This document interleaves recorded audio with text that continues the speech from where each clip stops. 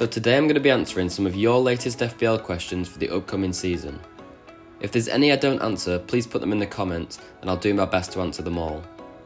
I'll also do a quick update on my latest draft at the end of the video, so stay watching right to the end. So Simon's asked, do you think losing Michael Olise makes the other Palace attackers a no-go? And I'm sure a lot of you will be looking back at last season, where towards the start of the season where Olise was out injured, Eze didn't have as much impact as everyone had hoped. However, with the arrival of Glasner as manager, the system at Palace completely changed. We saw a completely different team from under Hodgson, and so there's no real data into how Eze will play without Olise in this system. Under Glasner at the end of last season, they both played together as the main men along with Mateta, who scored a lot of goals. So we never actually saw one without the other. So I guess what I'm trying to say is that you can't answer this question from previous data, so it's down to the eye test and pre-season. My opinion would be that Eze easily passes the eye test, like he's clearly a phenomenal player, and I believe even without Olise, he's still a great FPL asset. He got 11 goals and 5 assists last season, and if he can stay fit, that's only going to increase this season with him as the talisman. At only 7 million, I'm 90% sure he'll be in my team come the start of the season. Mateta is a little trickier. Everyone knows he had a crazy end to last season and finished with 16 goals and 5 assists. Now with Olise out, that does reduce the amount of creativity in the Palace team, but there's no doubt he'll still get chances, and if he's as clinical as he was at the end of last season, he will score goals. With the new bonus system that rewards players for shots on target, it's high potential in the games that he does score, he'll also go on to get 3 bonus points. The question then, is it too much of a risk at 7.5 million to add him to our teams? And my answer to that is personally yes. I think the best thing to do is have him on a watch list, see how he performs, and then we can always bring him in later on. Maybe even something like game week 18 where Palace have got a really good run of fixtures. Question 2 is from Joel, who simply says, who is the best £6 million defender? Now our options at 6 million are Gabriel, Gvardiol, Robertson, Saliba, Trippier and VVD. First, let's have a look at the Arsenal assets. If you're going to use Gabriel or Saliba just as a way of getting into the Arsenal defence, then Saliba has more guaranteed minutes compared to Gabriel. But if you just want an Arsenal defender for the clean sheets, or the clean sheet potential, then why wouldn't you just go for Raya at 5.5 and use the extra 0.5 somewhere else? With the new bonus point system for our premium defenders, we're obviously looking more at their attacking stats as well as their clean sheet potential. Now Gabriel does have a higher goal threat, but they're quite similar overall. My opinion is that I'll be leaving both of them out of my team, and I think there's better value defenders with more attacking potential at that £6 million price range. Let's just get Trippier out of the way now, as I can't really understand why anyone would be picking him at that price.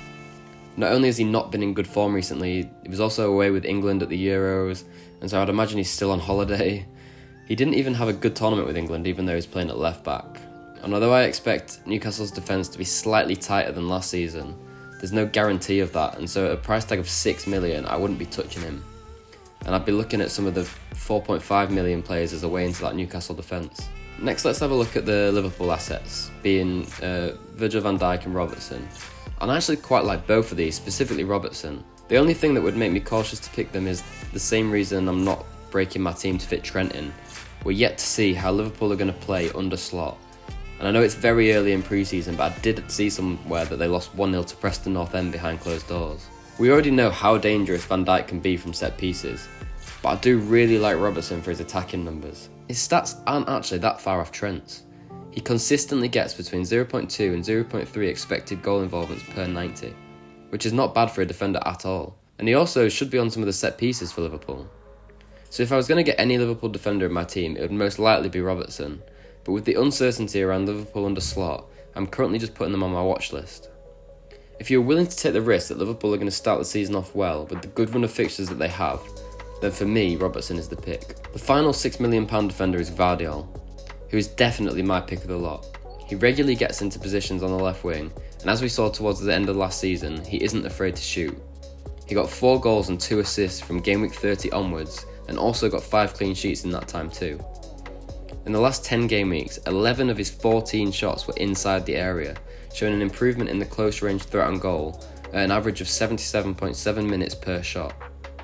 As a nailed way into the Man City defence, with the attacking side of his game making him a high ceiling player, I really think Vardiol is good value at 6 million. So the next question is from Dylan, who asked if Son is being overlooked. My opinion on this is actually yes, but I can see why. The reason is that there's so many premium midfielders at a similar price range that I guess the hype around him isn't quite as high as the likes of Palmer and Saka, etc. Both Palmer and Saka were obviously away with England at the Euros, and I'd actually expect Saka to miss out on at least 1, maybe 2 game weeks at the start of the season. Palmer played significantly less minutes than Saka, and so he may go straight into the starting 11.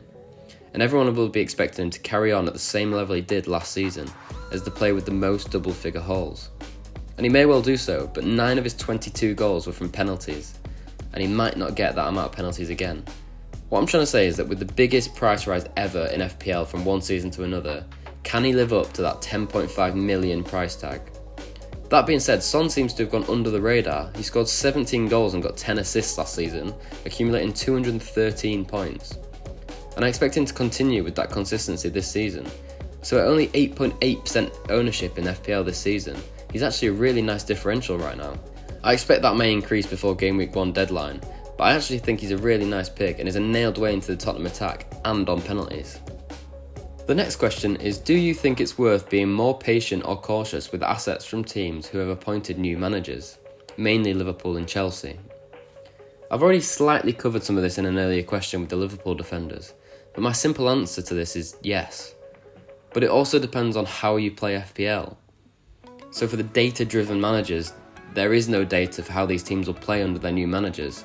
Now we'll obviously see how they get on in pre-season, and that may give us a slight idea, but it's never the same as when the time comes to play the actual season itself. I'm not trying to say that Chelsea, Liverpool, Brighton, even Leicester won't do well under their new managers, but it may take a bit of time to settle and for them to really find the way of playing their new systems. So I'll definitely be more patient with assets from those teams. I've seen loads and loads of people saying that Sanchez is locked in their team as a Chelsea keeper at 4.5 million. But I think there's loads of keepers at 4.5 that could be equally as good, if not better, as an FPL asset. If I remember correctly, Chelsea's defence wasn't great last season, conceding 1.7 goals per match. And it may be better under Maresca, but I'm still very cautious that it's a very different style of play. It's also never guaranteed that Sanchez is nailed. I know it's been released that he's expected to be number 1, but we've thought that before. And with Chelsea wanting another keeper to push Sanchez to his limits, I'm not sure I'm willing to take that risk. Maybe I'm looking at that first fixture against City and it's putting me off a little bit, and I'm ignoring the really good run of fixtures afterwards, but I'm happy just to have Nkunku in my team from Chelsea at 6.5 million. I'll be keeping my eye on the rest for the first few game weeks. It's the same for Liverpool really. We know how good they can be, but we're so unsure of how they'll play under Slot that we have to be more cautious at the start of the season.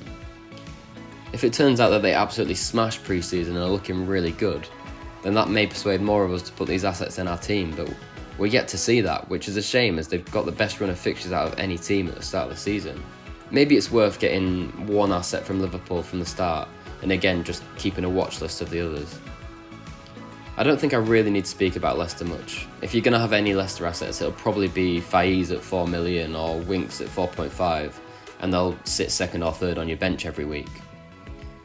I don't think I need to tell anyone to be cautious with Leicester players, seeing as though they've got a new manager and they're newly promoted. It doesn't take a genius. But Brighton is an interesting one, because I really don't know much about their new manager, apart from he did incredibly well at St. Pauli and got them promoted to Bundesliga last season.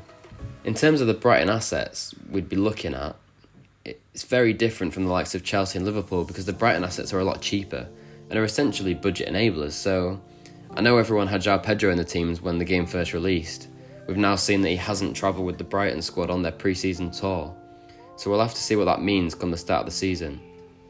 But even the likes of Dunk or Barco, if they are in the starting 11 every week, they could be really nice picks at 4 to 4.5 million. But again, going back to the question, my answer is yes. With all these teams having new managers, I think we do need to be more cautious and choose players who are nailed and we know work in the systems that they play, if that makes sense. Now, Gino has asked simply, Leon Bailey or Morgan Rogers? We've all seen Morgan Rogers banging in the goals during pre-season so far, And so everyone would be looking at the 5 million price tag and thinking, what a bargain. And I completely agree. Why wouldn't you think that? The only question to be asked, in my opinion, is will he be starting every game? Villa have got a lot of depth in their squad, and they've just signed Onana as their 8th signing of the transfer window. If you think that he's proved himself in pre-season and Emery will be starting him every week, then absolutely he is the better of the two assets to own. As for 5 million, that is a steal. The other thing to think about is that Watkins isn't on Villa's pre-season tour, as he was away with England at the Euros, and so potentially Rodgers is getting more chances that Watkins may well get come the start of the actual season. But then he's 4 million cheaper, so he's therefore another budget enabler. Bailey, on the other hand, is arguably more nailed than the starting 11. Last season he was fighting over a starting spot with Diaby, which by the end of the season he definitely won that battle. But with the news of Diaby leaving, surely that cements Bailey's position in the team. However, the argument I'd put forward is that if you go for Bailey over Rodgers, you're paying 1.5 million more.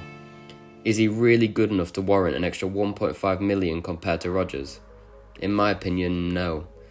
And at that price range, I think there's a lot of better FPL options with some really good fixture runs. You've got the likes of Nkunku at 6.5, Doku, Garnacho, Gibbs-White, Kudus, Rodri, Szoboszlai, like there's so many. And if it were me, I'd be looking at all these players before Bailey. And out of the two options there, I'd be choosing Rodgers. But if you're not sure about Rodgers either, I'd be trying to find an extra 0.5 million somewhere and have a look at those good choices at 5.5, as you'll see in my draft at the end of the video. Stuart has asked, who is the best cheap forward? Now I'm going to count a cheap forward as anyone 6 million or below, and I've created a short list of realistic assets that will be deciding between. I've included Awoniyi, Calvert-Lewin, Muniz, Wissa, Wood, Armstrong and João Pedro. I've put some data together, and first thoughts are that obviously Wood and Awoniyi will be competing for the same spot within the Forest side. And I've seen a lot of people saying that Wood is clearly first choice, but I don't really know how you can come to that conclusion so confidently. Saying that, with the fixture run Forest have at the start of the season, I think both would be great assets for any of your teams. So if you're confident that one of them will be starting every game, then I would happily advise you to put them in your team. I originally went into recording this video saying I'm yet to see a compelling argument saying Wood would definitely start over Awoniyi, but from putting the data side by side, I think I've actually convinced myself that he would. If Wood was to start every game, he could really turn out to be a fantastic FPL asset. With the new bonus point system for shots on target, it could really help him. Calvert-Lewin for me at 6 million is just a bit too expensive, with the injuries he's suffered in previous seasons. If he could have an entire season fully fit, he'd be a monster, but I just can't see it happening. And every week you'd have to sit behind the sofa hoping he doesn't get injured, and that just doesn't sound fun to me, so Calvert-Lewin's an avoid. Now for Wissa, we'll definitely have to keep an eye on Brentford's transfer window to see if Ivan Toney does end up leaving or not. Wissa is definitely a better FPL asset without Toney, as more chances will fall to him and he can get even higher up the pitch. Muniz grew in confidence towards the end of last season, and we could really see the potential he had to be a good FPL asset. Although Fulham's fixtures aren't bad, I don't think they're quite as good as some of the others, but if you're willing to take on the likes of Man United and Newcastle, in and around those game week 2 and 3 fixtures against Leicester and Ipswich, then you could really capitalise on his ownership only being at 4%. There's not really many attacking options at 5.5 million. I've got João Pedro here that, as mentioned previously, didn't travel with the Brighton squad on their pre-season tour, so it'll be interesting to see the extent of his injury. But if he was starting each game week, he could be an insanely good option who is also on penalties. That's the reason he was in so many teams at the start, like when the game was first released, but I presume most people are now looking elsewhere for the time being, while we wait for more updates. The only other 5.5 million option I've put in here is Southampton's Armstrong, who obviously was playing in the Championship last season, and was amazing by the way. He scored 21 goals and got 12 assists. But the jump up to the Premier League may be too much. The reason for adding him in here is because he's obviously 5.5, he's on penalties and he should be starting every game. But personally, I wouldn't be adding him to my team. So out of all these cheap attacking assets, I'd say my favourite two are Wood and Muniz. Wood with the slightly better data and fixtures, but Muniz may be the more exciting pick for sure. Moving on to the best question of the video. Is there a player that you hate personally, but is a great FPL asset? Yes. Gibbs White. As much as I hate Nottingham Forest and Gibbs White, you have to admit when they're a good asset for FPL. And you'll see from my draft at the end of the video, he's not the only Forest player that I think is a good asset for the upcoming season. And finally is a question I've been asking myself all week, and the honest answer is, I'm not sure. The question is, with Forest now having 3 keepers, who will be number 1? I think, emphasis on the think there, that Miguel will now be Forest's number 1, and I've heard that from a few Forest fans as well. But obviously Sells was away at the Euros with Belgium, and I've not heard any rumours of him or Turner leaving, so I mean, please correct me if I'm wrong in the comments, or let me know if you do know more information than I do on who is going to be Forest number 1 next year, as I think whoever it is going to be a fantastic option for the start of the season. Okay, now it's the time you've all been waiting for. It's time to have a look at my latest draft. I've actually not made any changes to this draft in about 2 days, which shows how happy I am with it. And for ages, I was having a debate between Salah and Haaland. Obviously, most people are. Which one is more important? So instead I've just thought, screw it, I'm having both. A good side to starting with both is that if one player doesn't perform at the level I'm expecting, then it's an easy transfer down to any player I want. But if you start without them, and they bang, let's say, 2 goals in game week 1, everyone's going to be destroying their teams to fit him in. So I feel comfortable with how the team's looking at the minute, and I've actually got 0.5 million left in the bank. I've got Miguel in goal for now while I keep looking for the news on Forest number 1. I've got a back line of Mikolenko, Byrne and Gvardiol, with Anderson and Konsa on the bench for rotation in the following game weeks. My midfield's obviously got Salah, along with Eze and Kunku, Gordon, and my 5.5 million budget enabler Hudson-Odoi, with Isaac and Haaland up front. I'm actually really happy with it. The only players I'm disappointed I can't fit in really are Trent, who we've already spoken about in the video, and Son, again already spoken about. I'm not as worried about the likes of Palmer, Foden and Saka as I thought I would be. I might regret that once the season started, but for now I'm happy. Let me know what you think in the comments below, and if you enjoyed the video, make sure to like and subscribe, and I'll see you in the next one.